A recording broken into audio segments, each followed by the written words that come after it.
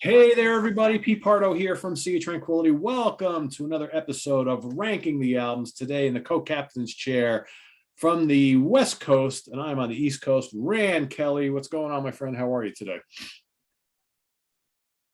Doing good. Reason I did that is because, hello. There you go. There you go. The Crimson King.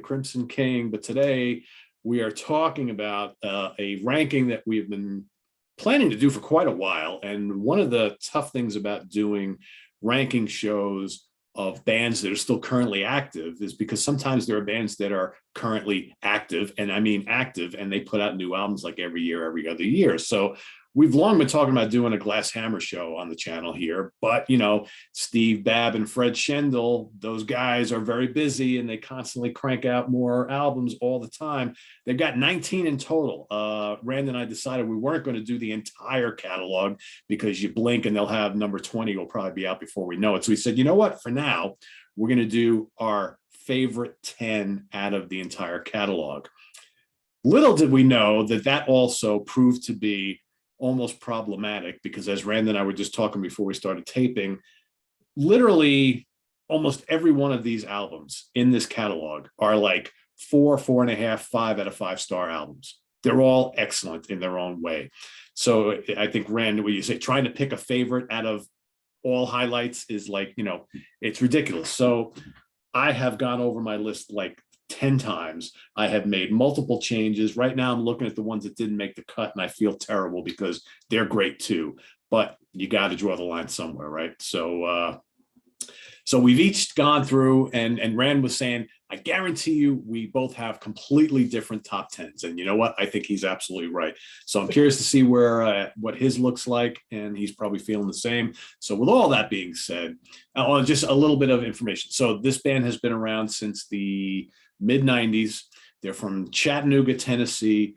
They're great dudes. In fact, I interviewed both Fred and Steve, who are the founders of the band. So Fred Schendel, keyboard maestro, also plays guitar, also sings. Steve Babb, amazing bass player, also plays keyboards and sings lead vocals. And as we're going to talk about throughout the show here, they've had a load of other musicians and singers that have come in and out of the band. So it's been there. It's kind of like it's the Steve and Fred show with whoever they can get to help them out with their musical visions. And that's what their careers look like. But 19 albums, they got live albums, DVDs. We'll probably talk about all that stuff. But let's get started here with Rand's number 10.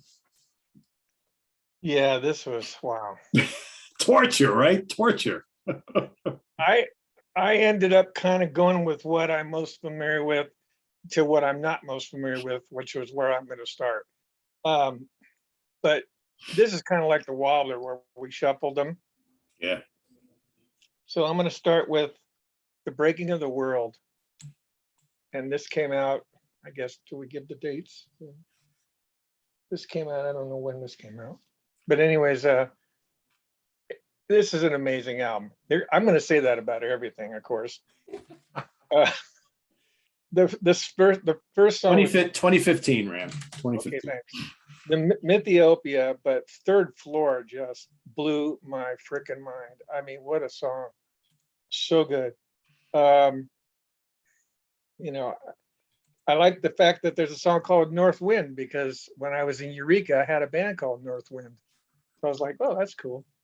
But oh my gosh, they're all so good. It's really hard to, this is my number 10, but by no means is it anywhere near being a bad album. I mean, it's just, I don't know what to say about them. The music is so dense, there's so much going on. I don't know why Fred Schendel isn't on the same list as Rick Wakeman, Patrick Moraz, and Keith Emerson. This guy is unbelievable. Yeah. He plays music that I dream about, that I wish I could play. Jeez. If I wrote music like him, I couldn't play it.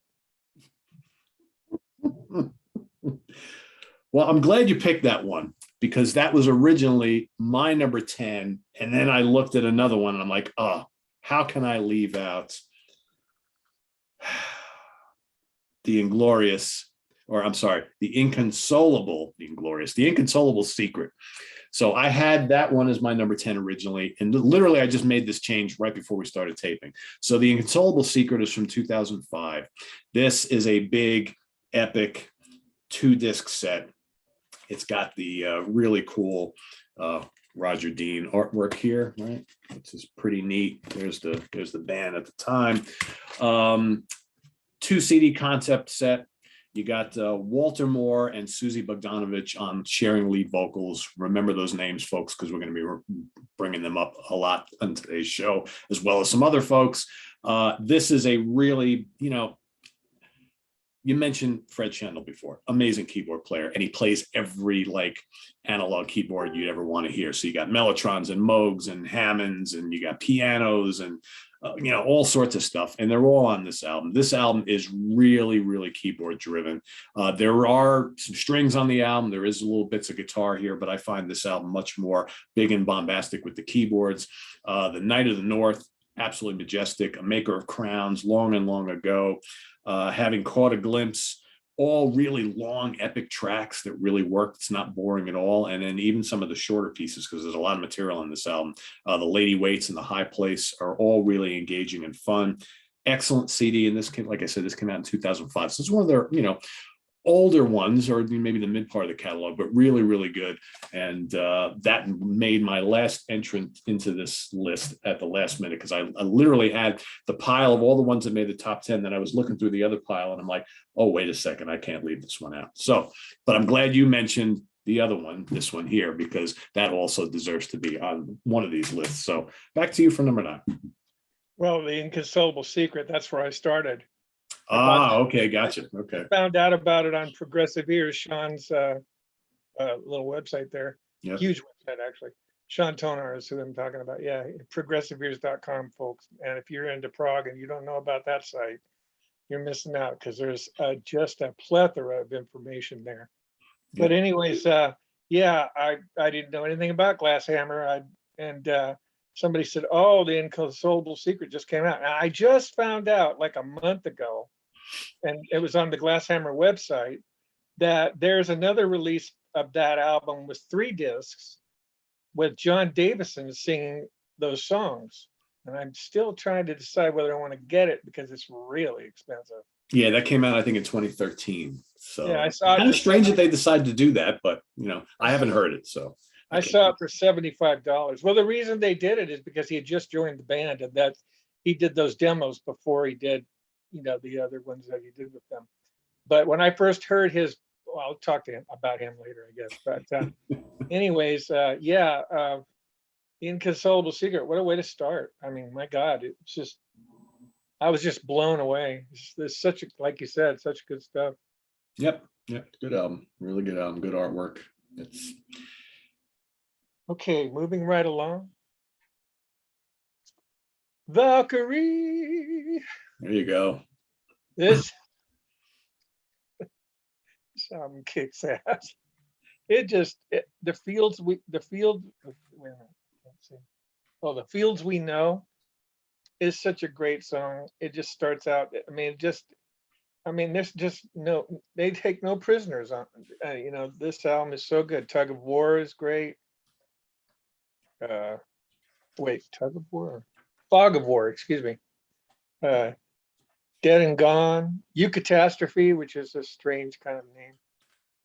And Rapturo is a good, No Man's Land. There's just so many good songs. There's an instrumental called Nexus Girl. They don't do a lot of instrumentals, by the way. No, they don't actually. Yeah. Which is amazing, because, oh, by the way, I did want to say something about Susie Bogdanowicz, the American Annie Haslam. And there she is right there. The lovely Susie so good. Yeah. She is so good. She is. I've had the pleasure of seeing them live with her on vocals, and that was wow. quite good. Yeah, she was on at the time. This is going way back, so she was not the lead singer at the time, but she was there on backing vocals. Yeah, really good. Right. And so Valkyrie is again, I don't know the year, but I'm sure you'll know. Yeah, Valkyrie was 2016. So they're pretty prolific. They, if they're not every year, every other year for sure. You don't have to wait too long for a Glasshammer album, which is, if you're a fan, it's a good thing. And although, Oh, I don't want to, I'm not going to bring those up. Okay, anyway. Yeah, that's good. Valkyrie. I just think you can't go wrong buying any of these. Just help them out because, they need support. Yep, yep, a great band. Yeah. And when you guys did the underknown prog bands, did anybody choose Glass Hammer? I don't think so because I don't. To me, I think most folks who are into prog know about these guys. I would think so. I mean, they're kind of obscure on the mainstream level, but I think like on Yeah.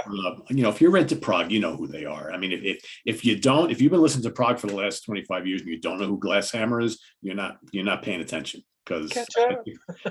I think most people who are into this type of thing should know them. Yeah. But in saying that, yeah, folks who maybe only know the big bands and are really not really big prog fans probably would like these guys because I mean the vocals are very pleasant. It's not, the music is symphonic and complex at times, but this is not stuff that like, oh my God, it's so dense. It's so, this is not RIO. This is not fusion. This stuff is pretty, it's easy to listen to, I think. Yeah. Yeah. Yeah. So for all you folks watching who maybe are not big prog fans at all, definitely check these guys out. If you like a little bit of Yes and Genesis and ELP and stuff like that, you'll definitely dig these guys. My next one, number 9, and again, this was a late entrant into my list. I was like, again, I went and looked at some of the ones I left out. I'm like, oh, I just can't leave this album out. So one had to get the boot.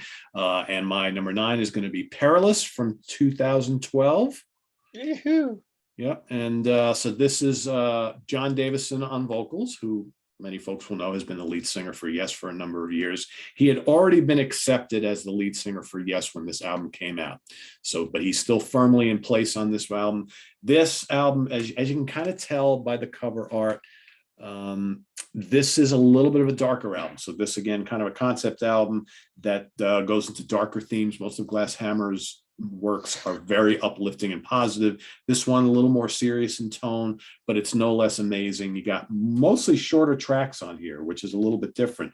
There's no big epics. I think the longest tunes are like 6-7 minutes long. The Sunset Gate is killer. In That Lonely Place has some amazing vocals from John, who is a great singer. It's no surprise that Yes picked him. He sounds in a similar style to John Anderson, but he's not a flat out Anderson copy, right? Our Foe Revealed is another great song with some absolute killer bass from Steve Babb. Steve, if you're watching, I love your bass playing, dude. I mean, I love those big fat bass tones where you can hear the bass up front in the mix. I never understand why some bands mix the bass down. It's like you want to hear it.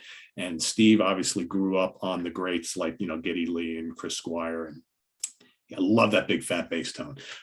Toward Home We Fled is another one, and Fred's keyboards and Steve's as well, because Steve also plays keys, are excellent throughout this album. So yeah, Perilous, really great album from Glass Hammer featuring John Davison, currently of Yes. So would be a good place to start for anybody looking to check out these guys.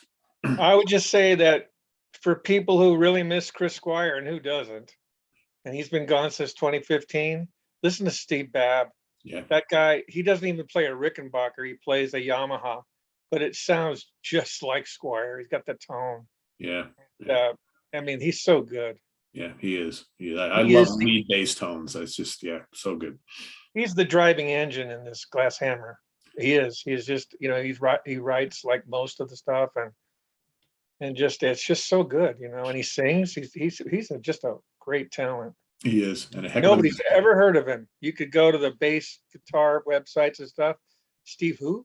You know what I mean? So, we love you, Steve. We love you. Sure do. Okay. Clive Nolan had a band called Shadowlands, but we're not talking about them. But there is an album called Shadowlands by Glass Hammer. Now this booklet is one page, two-sided page. Is it? There's nothing going on there. There's some information. I love the cover, though. The cover is really good. Now, I don't really know much what to say about this album. It's great. But what I did was I pulled all the books out so they wouldn't glare in the jewel case. So I have no access right now to the actual songs. Hang on. Well, I can give you some information. I Oh, got here it. we go. Yeah, yeah. So Close, So Far is just awesome, epic. Run Lisette, super great. Farewell with Shadowlands, longer, Behind the Great Beyond, and then they give you bonus tracks from live bonus tracks. Iger Dreams and Run Lisette Live from 2006. Anyways, so much for my not glaring. I don't know what number we're on. I'm confused right now. Is Oh, this that's number eight. Number eight. Oh, this is 8. Okay, yeah. Yeah, a fantastic Shadowland album. by Glasshammer. A Huh? great album. More about that later, It's a because great that album. one's coming. I don't know. I'm to the point now where I don't even know how I did my ranking. I just like, okay, that'll work. It's hard when you're dealing with a lot of albums in such great quality. It really is. Like I said, I if we were to do this again in a couple of weeks, my ranking might even be different. So Oh, I'm going to go my number 8. I'm going to give some love to some of the really newer stuff, which I really dig a lot. And it's really different. So this is for my next 2. This is a kind of a different Glasshammer, because their approach on these albums is a little bit different than this very symphonic, yes, ELP style, bombastic 70s prog. Dreaming City from 2020, which is the first of a trilogy based on a fantasy book that Steve Babb is writing. And this one features a bunch of different singers. So we got Susie Bogdanovich, Steve also on vocals, Reese Boyd and Joe Logan all taking lead vocal slots. You got a few guest guitar players. You got Aaron Ralston on drums, who's been with the band for a while now. This is more of like heavy prog, less symphonic prog. It's a lot of big, heavy rock riffs, kind of like Rush, maybe. It's definitely, the handful of albums that came before this were definitely very yes sounding albums, based on the song structures, based on the vocals, obviously, of John Davison. But here, this is more riffy style stuff. But still lots of keyboards. I mean, there's still a prog feel to it, but they're going more for darker, riffier things, I guess, to portray the tone of the lyrical content, which again is all about this whole fantasy storyline. But some great stuff on here. Steve's bass, again, I gotta say it, so powerful on this album. Terminus is a great song. The Dreaming City, The Key, and Watchman of the Walls are some of my favorites on here. But and in addition, on this album and the last couple of albums, they're starting to throw in these little short, like instrumental tracks that sound like Tangerine Dream or Hawkwind, like space rock. They never did that sort of thing before. The last couple albums have those on there. So you have these little, 1, 2, 3 minute long, like space rock excursions, which kind of bridge the gap to the bigger, longer pieces. So, and that kind of started on, I think, the album before this one, but the last 3 have really kind of done quite a bit of that. So pretty cool. So that's my number 8, Dreaming City, the first of the proposed trilogy. We'll talk about the second one in a minute. So back to Rand. yeah, that's a great album. I just recently got that, as a matter of fact. Oh, Reese Boyd. Yeah, I know him. We were friends on Facebook, and he's played with Sean Tonar's band. Story of a Life. Story of a Life. Yeah, that's right. That's right. So he's really good. Yeah. Yeah, that's a great album. They definitely went more heavy. It's almost like they got into some Dream Theater and some Threshold and some of those prog metal bands that are just kind of, heavier. And they definitely start to separate themselves from, the yes thing with John Davison. I think it was intentional. It could be. Yeah, it could be. I mean, I'm supposed to be talking to the guys somewhat soon, and I'm sure I'll get all the information directly from them. But what I've read is that, they wanted to go for a different vibe because of the lyrical content, which, but I mean, they've done other like fantasy based things before that were very, yes, symphonic, rock sounding type stuff, but they wanted to go for something different here. And it's weird because, I remember the first time I listened to this album, I was kind of like, whoa, that totally does not sound like Glasshammer, and even more so on the recent one. But the more you listen to it, the more you really like it. And it's kind of like, it's a nice welcome change, right? Whether they go back to the old sort of thing, I don't know, but I mean, I like these albums a lot for what they are, and Yeah. I really give them some kudos for wanting to do something completely different, and it is completely different. So Yeah, I think somebody got a 7-string guitar and is playing low B. I guess, right? It's pretty cool though. All right, number 7. What do Okay, you got? where we at? Oh, okay. My number 7 is Culture of Ascent. Yeah, it's a good one. And the main selling point, the reason I wanted to get this one so bad was because they invited John Anderson to be on it. And they opened with South Side of the Sky. Yep. And it's a really great cover. But John Anderson is also on a song called Life by Light. Now they give him credit for vocalizations. So there's a lot of la-las and stuff with a lot of delay. And you can hardly tell it's him, but it's a really good album. There's so much going on here.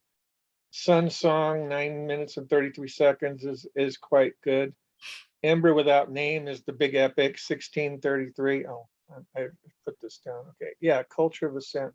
And Into Thin Air is the really big epic, 1914. Thank you. I want him out. Anyways, dog can't make up his mind whether he wants to be in or out. I go through that with mine all the time. It's like they'll be I in here did for that like like 5 20 minutes and they're like, times. nah, I've had enough. I had to get up off my bed and go to the door like 20 times last night because he couldn't make his mind up where he wanted to be. And when I bought this, it came with a thing called the compilations, which is like a bonus disc of all kinds of stuff, but wouldn't fit in this ranking because we don't do compilations. But yeah, I mean, they give you value for your money. I really love this band so much. But yeah, Culture of Ascent, 2007. Yeah. Yeah, it's another good one. Really good one, actually, as all of these are. My number 7. So, and kind of picking up where I left off before. So, Dreaming City was the first of the planned trilogy. Well, Scalagrim Into the Breach is the second. This came out not long ago, a couple months ago. This is their 19th studio album, and again, continues to move into that heavier prog territory. Definite Rush influences coming through here. And as I wrote in my review and said in my review here on YouTube, there's even a couple moments where you hear some like Black Sabbath riffs and passages going on here. I'm like, what? Black Sabbath style stuff on a Glasshammer album? Yes, indeed. But this, again, there's some heavy stuff on here. You've got a brand new singer working with the band on this album called Hannah Pryor. Her and Steve handle all the lead vocals. She's a really good singer too, and she brings a different element. She doesn't sound anything like Susie. Lots of guitar riffs on here. It's definitely more of a hard rocking album. Some great guitar solos, but still plenty of keyboards too. 13 tracks in total. I'm digging this a lot. Again, if you're interested in hearing this band doing something a little different, definitely heavier. And I love the design of these albums. So I can't wait to see what the third one, which will probably come out sometime next year, looks like. But yeah, Scalagrim Into the Breach, their 2021 release, quite good, way heavier, still proggy, but definitely a lot more muscle on those bones for Glasshammer on this album. So that's my number 7. That cover for Dreaming City, Pete, reminds me of that Sean Connery movie called Zardos. Have you ever seen that? No. Oh man, you are missing out. You got to watch that movie. It's so good. But anyways, I get a Hawkwind vibe from it, like like mid '80s Hawkwind a little bit, sort of. But it definitely looks like a fantasy book. It's like, and that's what they're going for, because it's based on the book that Steve is writing. So definitely. Okay, number 6.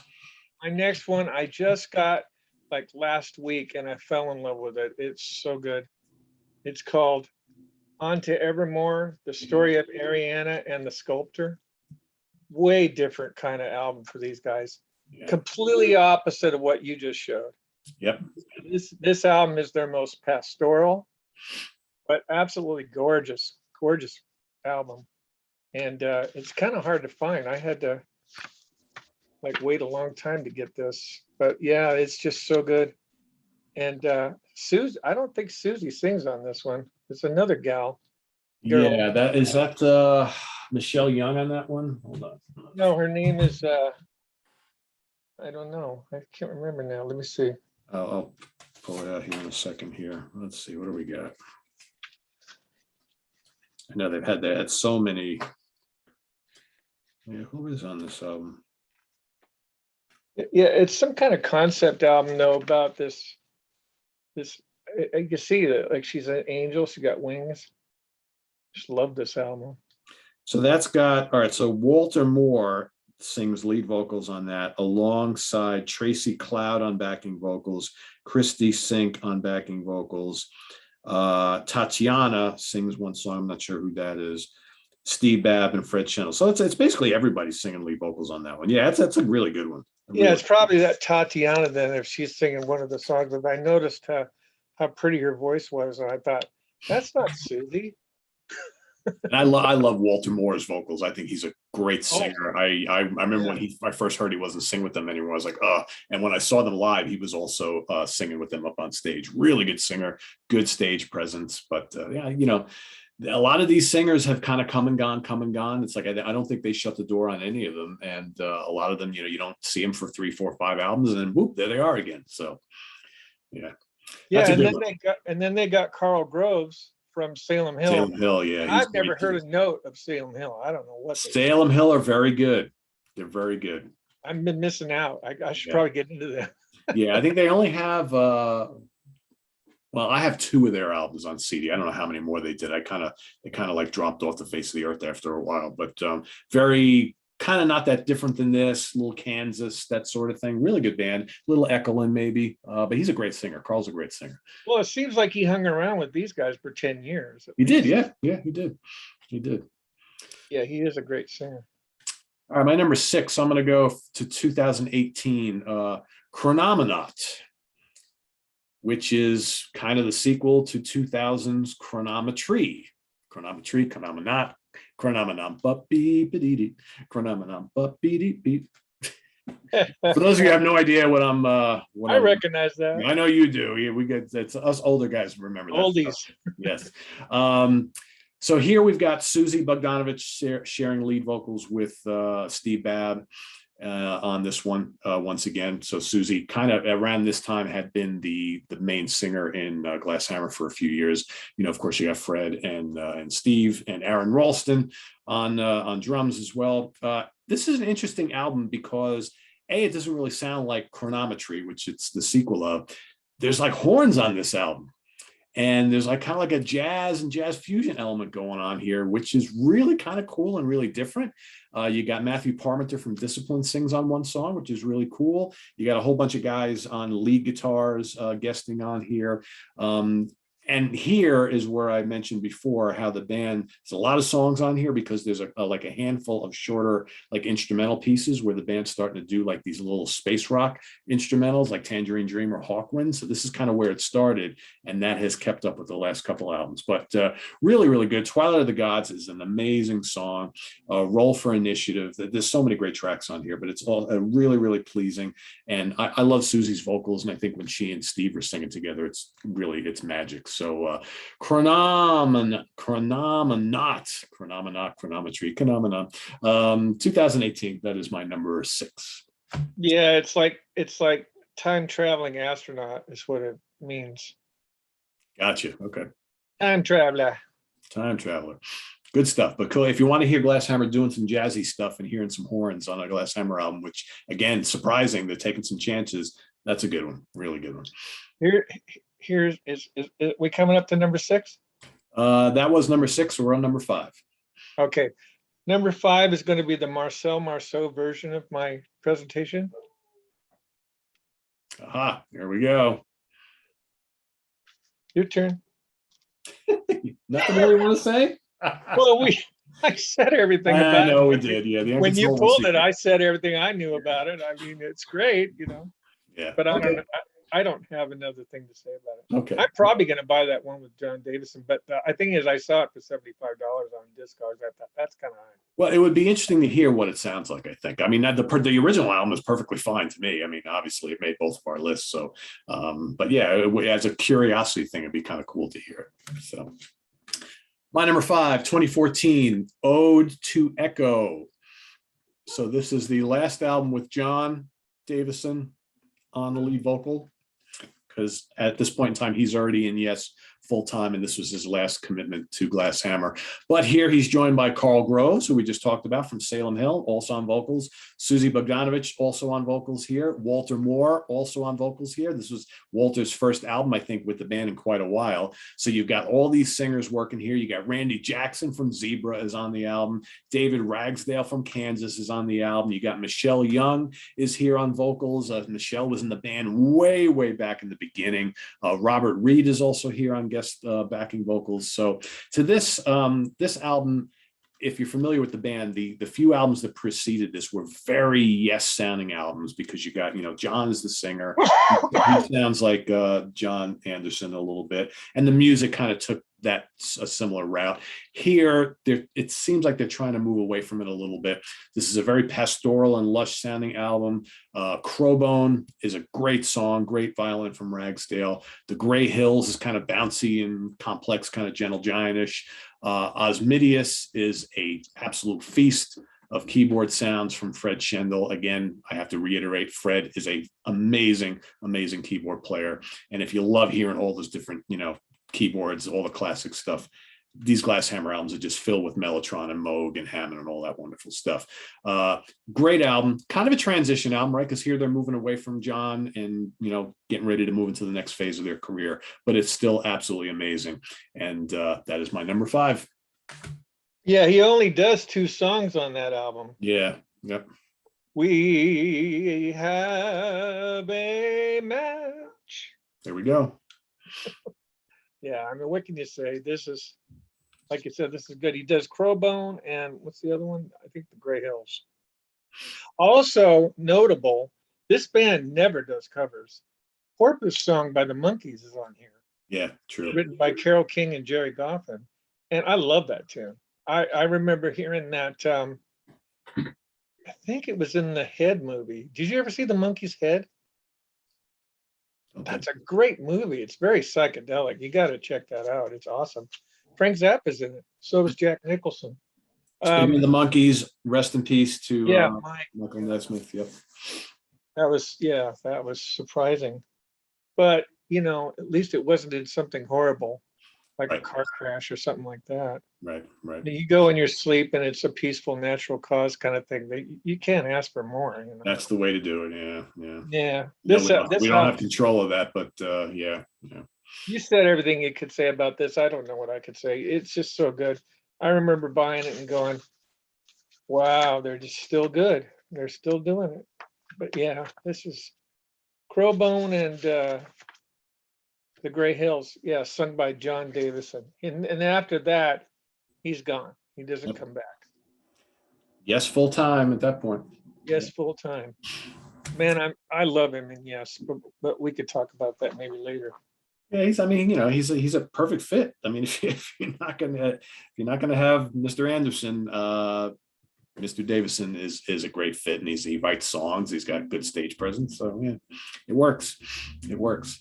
All right, number 4. I'm going to go way back to 2002 for Lex Rex. And I want folks to see this cool album cover without the glare. So there we go. Yeah. Kind of neat. It's got this kind of like weird, like kind of creature kind of thing there. It's a lot of glare on here, but this is another good one. So this is the lineup of Fred Schendel, Steve Bapp, Susie Bogdanovich, and Walter Moore on vocals, all sharing vocals on this one. Various other folks on guitars and backing vocals. Big symphonic prog on this album.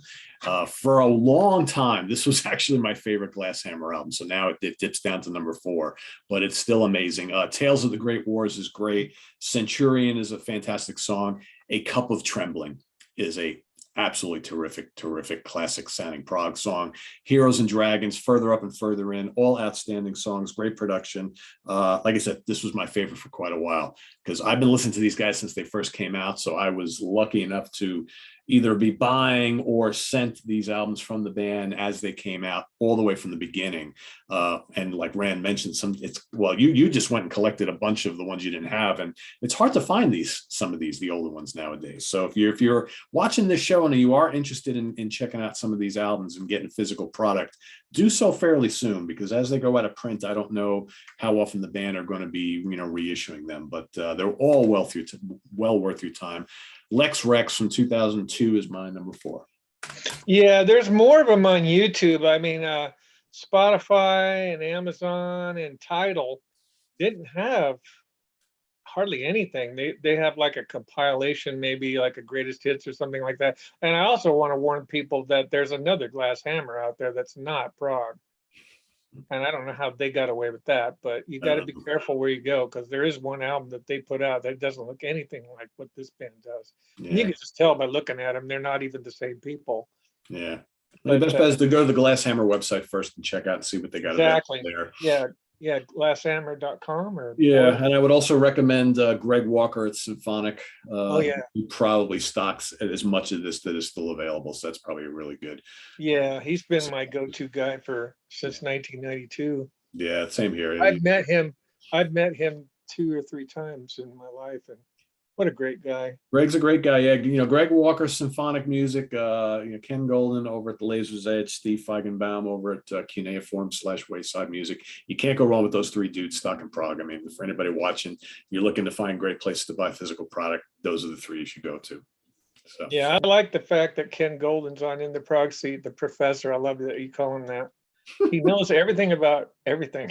He does. I was going to ask him a question about bands that never got to a CD and why not. There's a Canadian band called Terraced Garden that I love. They got 3 albums, but they're only records, and they never put out a CD. And it's pretty easy to put out a CDR or whatever. Why not? Why aren't they doing that? It's great. Well, maybe you should talk to Ken about getting in touch with them and getting something released, right? I mean, yeah, because I'm buying the LP. I got 2 of the LPs, and I just ordered the 3rd one, Braille. But they're really good. If you like Caravan with the violin and stuff, yeah, they're really good. Terraced Garden. Cool. And they're on YouTube. Okay, so my number 3. Perilous. Yeah. Creepy cover. God. The back. This is the booklet, right? And the back cover of the booklet shows John Davison right there with his hand on his chin. Yeah. And like you said, everything you said, this is just a great album. Like there's no long epics, but everything is what I want to say about Glass Hammer right now is the coolest thing about this music is you never know what they're going to do from one measure to the next. I mean, you could just sit there and listen and you go, well, they didn't stay on that very long. And then they went to something else and they went to something else. And they're just like constantly surprising you, especially on first listen. It's like, wait, what? You have to kind of re-listen over and over and over, which I've been doing for a month. But yeah, it's just so good.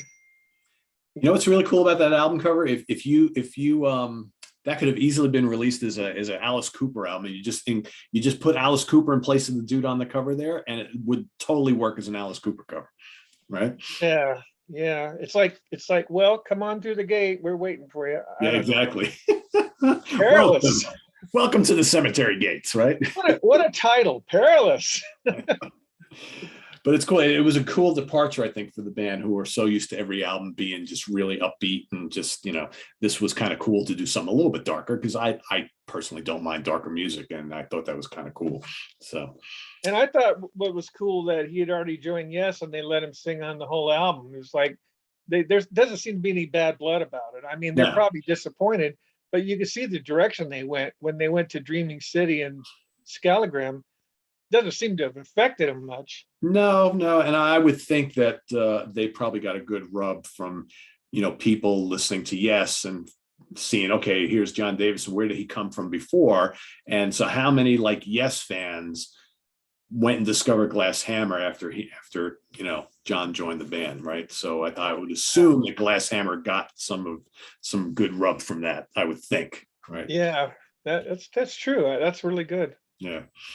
My number three, Rand has already discussed. 2004 Shadowlands. Yeah, this is great. Again, this is the Fred Schendel, Steve Babb, Susie Bogdanovich, and Walter Moore show, all on lead vocals here. Man, there's some great keyboards on this album. But this is another one of those very keyboard driven albums, but Fred plays a good chunk of the guitar work, and he's got this kind of Steve Howe thing about his playing when he does get to play lead, which I think is kind of cool. So Close, So Far, really symphonic song. Behind the Great Beyond, Behind the Great Beyond, great big epic. Farewell to Shadowlands is a good heavy hard charging prog song. Great album. Could have even been higher. Shadowlands is fantastic. So that is my number three. This is rolling right along, isn't it? Rolling right along. I'm gonna just probably. I have a feeling this is where we're gonna match. I have a feeling. Okay. I'm gonna say it right now. I have a feeling. What the hell does this mean? Corcordium. Do you have any idea what that is? I couldn't tell you. I couldn't tell you. This is the second John Davison album, and it is fantastic. But there's this really weird song that this almost doesn't seem to fit. Some of it sounds like country western. You know which one I'm talking about, right? Salvation Station. Yeah, it's a good song. It's great, but it's just so different. I mean, it's like the guitar player is trying to sound like Steve Howe, and kind of like in that section of what's that song called? Soul Survivor in Asia, where they do that hold, and then Steve Howe goes chicken picking all the way down. Yep. This whole song sounds like that, but it's great. To hear John Davison sing that song is a treat. Yeah, I mean, I love it. Yeah, this is a great album. And the very last song is called "She a Tower." Oh, look at this. This is pretty. Lonely Town. Yeah. Oh, yeah. I mean, you got to love the Roger Dean inspired artwork on this album. And yeah, I don't even know who this artist is, but it's not Dean, but it's really good. But yeah, it's called "She a Lonely Tower." Yep. What a massive epic. What is it, like 20 minutes? Something like that. Yeah, or close to. Oh, so good. And I every time I listen to the John Davison Glass Hammer era, I always go, why doesn't Yes sound like this? These are the albums that Yes should have been making, right? Yeah, exactly. I've been saying that for years. This came out in what was like 2 years before Heaven and Earth. Yeah, 2011. Yeah. Okay. 3. Yeah. Oh no, that was 2. No wait, 11 or 14. It's 3. Okay. But anyways, oh my God, if you're a Yes fan and you don't own these John Davison Glass Hammers, you're missing out, because all you got to do is suspend all reality and just listen to Steve Babb's bass, Fred Schendel's keyboard, and John Davison's voice, and you swear to God you're listening to classic Yes that had unreleased tracks that you never knew about from the Fragile era. Or Going for the One, or even like Drama. I mean, it'll just take you back to the 70s. It's crazy, right? It's crazy. Yeah, they don't really tap into relayer much, but Right. I mean, who does? Yeah, true.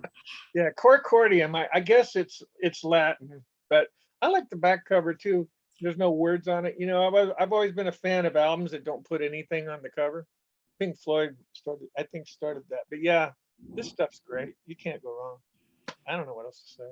So I think, based on what I said before, I think we both have flip-flopped our top 2, and that's cool because we got them both in there. I'll know by your reaction in a second. So my number 2 is If from 2010. The first album featuring John Davison on lead vocals. This also features Alan Chico on guitars, and he was with the band for a number of years as well. If the Sun is a great 24-minute epic, which closes out the album. Man, just amazing keys and guitars.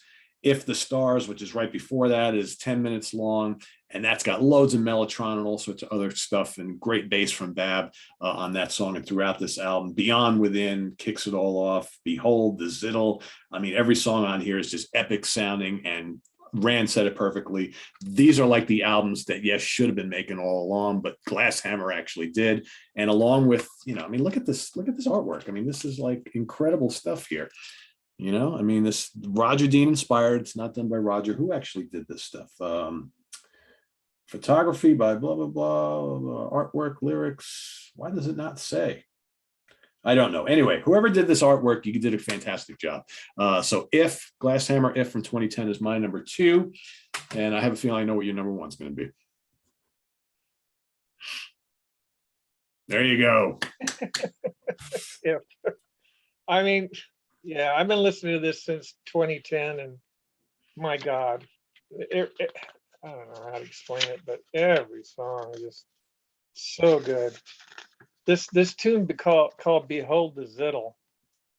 I just like, yes, I'm driving along in the car and I'm listening to it for the very first time, because I have a CD player in my pickup, and I always try out new albums when I'm driving to work. And in those days, I had a job. I retired in 2017, so I was going to work and listening to this, and I'm just going, "This is what you should be doing." Because they had just put out, well, actually, they had just put out nothing, because Fly From Here was a long wait. So the last thing I had heard by that band was Magnification. And I thought, great album, and I love it. And it's very orchestral. But this sounds like Yes. The Yes I love, because I've been a fan since 1971. And yeah, to me, this is their best album, because it means the most to me. And I've been listening to it for 11 years. And I never ever get tired of it. That, like you said, if the stars and if the sun, my God, so good. And that's my tune. And my number 1 is Core Podium. So Rand and I both had the same 2 on our top 2, just flip-flopped. Yeah, I mean, yeah, we were close. Look at this album artwork here. Very cool. I love Corcordium. Again, this is the second album with John and Alan Chico on, or Shika, however he says his name, on guitars. Man, it's just bombastic. Keyboards and guitars all over the place. Nothing Box, One Heart, Salvation Station, To Someone, complete winner start to finish. And this is like one of those, if you're a prog rock fan, we often throw out this little term called ear candy. That's got a colorful wrapper on the outside. You take the wrapper off, and man, does it taste good. In this case, it sounds good. So yeah, that's my favorite. So I do want to give, before we leave you guys, I do want to give some love to a couple albums that neither one of us mentioned. And bear with me a second here. I'm just going to go through my CDs to pull them all out. I think all of these also got covered. Yes, this did. All right. So here we have Journey of the Dunedain, or however they do not Dunedain. This is their first one, very, very first album. This is a good album, but the band not quite, hitting strides yet, but it's still, you can hear, and there's very little, if any, guitar on this, if I remember correctly. So this is basically like, Steve and Fred running the show, but it's quite good. Paralandra was the second album. This also really good. Okay. But again, I think they're still working on stuff. Then there's the Middle Earth album, which is also pretty charming. And then another really, really good one. I did mention it, but it's not on any of our list, Chronometry, which is also quite good. Yeah, you're right. That well, first of all, I want to say I don't have the Middle Earth. I've never heard it, because it's going for $158 used on Amazon.com. Yeah. And Glasshammer is selling a digital download of that and the first 2, Journey of the Dunedain and the Paralandra, for $50 digital download. And I just thought, I'm not doing that. Yeah, and I will say those are my 2 least favorites out of all of them. The first 2 albums. I mean, they've grown leaps and bounds since then, and I'm sure the band will admit that as well. Here's a cool live album, Live and Revived, which is God, when did this come out? I don't even remember. I've had this for an eternity. I don't remember when this was released, but this was a special run of only 1,000, and I believe it was recorded in the 90s. So that's good stuff too. You got some video stuff you wanted to show off, right? Yeah, I just want to say I purposely avoided the sequel stuff. I didn't do the Chronometry, Chronomenaut, and Dreaming City scalogram. I do have them, but I just recently got them, and there was a lot to, to absorb there. And I just thought I don't want to go in unprepared, so I just left those out. I knew you would take them, or some of them. Okay, yeah. So I said I started with The Inconsolable Secret as a CD. That's true, but I didn't. That's not the first time I really heard him. First time I heard him is when I first saw him, and it was on this Lex Live DVD. And they do like most of the album, but they do some chronometry and other stuff too on here. But man, this was so good. I just fell in love with them on this album. I mean, on this DVD, and I highly recommend it if it's still available anywhere. And then they put out Live at Belmont, which, if you can tell by the logo, it's going to be a lot of The Inconsolable Secret, and Yep. it is. And it's a 2-disc DVD. There's a lot of special features and bonus stuff going on here. And then recently I just got this, and I only haven't even had a chance to really watch it. It's called Glasshammer Double Live, and it's a CD and a DVD. So I really haven't got much time into it, but basically it's just their best stuff. Nothing, Everything, So Close, So Far, Mythiopia, Third Floor. And then disc 2 is The Night of the North, If the Stars, and Time Marches On. So yeah, and there's no John Davison on this. He was already gone by then, but wow, it's good stuff. I highly recommend supporting Glasshammer. Yeah, they're one of our prog rock treasures here in the States. I mean, we talk so much about progressive rock here on the channel, and how many times are we talking about British bands or Canadian bands, or and there have been plenty of outstanding prog rock bands coming from here in the States, but I think that Glasshammer, along with Echoland and a few other bands, really helped kickstart the whole modern movement of prog rock starting in the 90s. And these guys have just been so consistent. You can always count on them. It's a shame that they don't play live as much as I think a lot of us would like, because I would love to be able to catch them. I mean, I've seen them once. I would love to be able to see them more often than that, but they play mostly like local region shows when they do play, but it's not that often. Obviously, it's hard for a band like this to go out and tour, and they've had such shifting lineups throughout their history, so I guess that's kind of tough as well. But yeah, great band, great albums, fantastic studio albums, so many good ones. So as we saw, our lists were fairly different, but for anybody asking, well, where's the best place to start with Glasshammer? I don't know. I'd say our top 2. We both had the same top 2, although in different order. I would start there and work your way back. Check out the 2 recent ones if you like the heavier end of prog. Check out the 2 concept albums. The third one will be coming in sometime in 2022. You can start anywhere in this catalog, anywhere, and it's a good place to start. So yeah, I'd recommend, if you're a Yes fan, to start with Corcordium, If, and Perilous, just so you could get the John Davison vocal, because it fits so good. And then it'd be like the new album, The Quest. I know a lot of people don't like Heaven and Earth, but I accept it for what it is. I think the band just wanted to have some fun and try different things.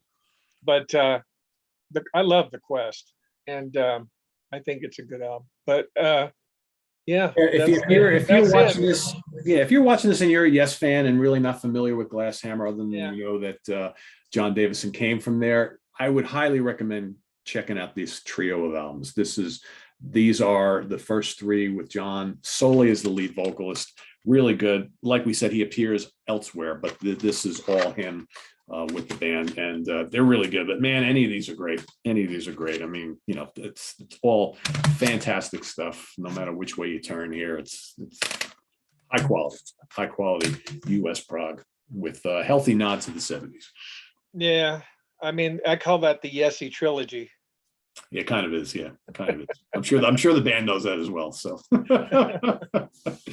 we're trying to get away from that. Yeah, well, yeah, and they have. So, it's Yeah. hey, you know what? If you're a band and you can reinvent yourself every 3, 4, 5 albums, I mean, that's the way to do it, right? And they have done that. They have done that throughout their career. I mean, if you listen to the first two albums, Journey of the Dunedain and Paralandra, those sound nothing like the albums that come after it. So they've constantly been, reinventing, changing, shuffling, and you know, it's Well, been a long career and a lot of releases, but there's a lot of variety on these albums, which is great. But it's no matter which one you get, it's going to be really good. So I wanted to cool. show, wait, that's not it. Somewhere I had a picture of, Hannah Pryor. But anyways, I think Susie's gone. I Yeah, mean, she doesn't seem to be at least for anywhere. now. At Yeah, least, well, you never know, but yeah. Well, she's married, has a life and everything. But that Hannah Pryor's doing great. I thought she was really good. I yeah, didn't listen to Scalagram Into the Breach that much, so I think I heard it once, it's good. That's a good which is album. not that much, but there was so much to go through. Trying to pick 10 out of the 19 that I had, or the 18 that I had, was really, really tough. And Yeah. it's one of the toughest, or maybe the toughest ranking albums we've ever done, I think. It's I've done a ton of them here, and this is one of the toughest ones I've ever done because A, it's a big catalog, and B, the quality throughout is just so good. And any day, any one of them could be my favorites.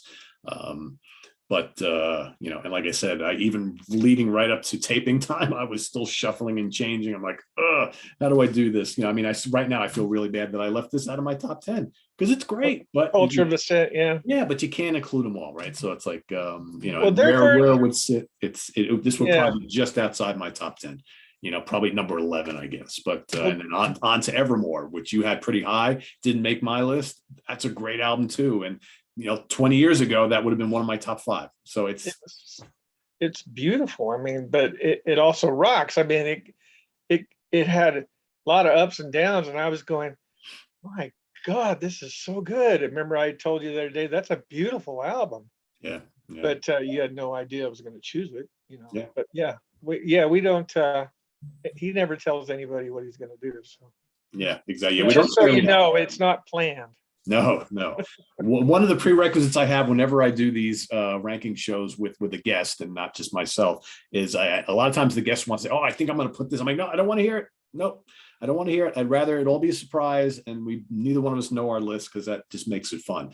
Yeah, Because like it's I more said, as magic. we were going through, I kind of had a feeling at the more we got down to the nitty gritty, I had a feeling that Rand and I were going to have the same two albums in our top. I just wasn't sure, which way we would rank them. So it's like, but when we got to number 5, I was like, I have a feeling we're going to have the same ones at the top. So, and we did, just reversed. So that's pretty Yeah, cool.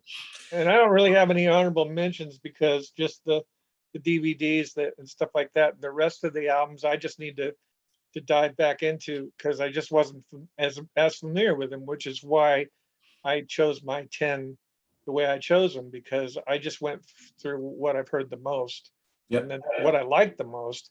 And If just came up, just I was thrilled when I first heard If, and I always am. And I was the last time I listened to it. I go, damn, this is really good. Yep. It is. It's just the way you got to do it.